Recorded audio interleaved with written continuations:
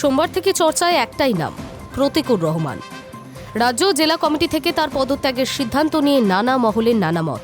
শোনা যাচ্ছে চলতি সপ্তাহে নাকি কাস্তে ছেড়ে ঘাসফুল শিবিরে যোগ দিতে চলেছেন তিনি।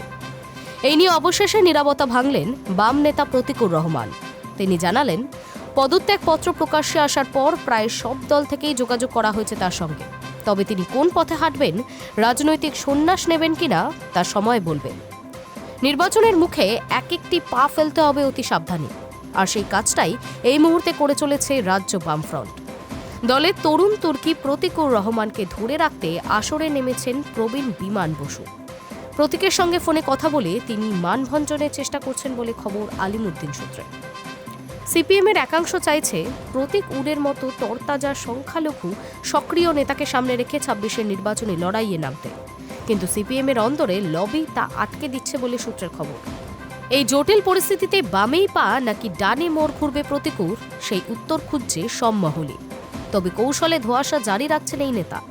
তবে তার পদত্যাগপত্র প্রকাশ্যে আসার পরই যে বিভিন্ন রাজনৈতিক দলের তরফে তার সঙ্গে যোগাযোগ করা হয়েছে তা স্বীকার করে নিয়েছেন প্রতীকুর। তার স্পষ্ট কথা, অনেক দল যোগাযোগ করেছে, কারো সঙ্গে কথা বলেছে, কারো সঙ্গে কথা বলিনি। আমি বিজেপিতে যাব নাকি সিপিএমে নাকি হুমায়ুনের দলে যাব তা সময় বলবে। সময় সব থেকে বড় শিক্ষক।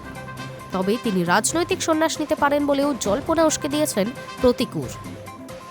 High news network.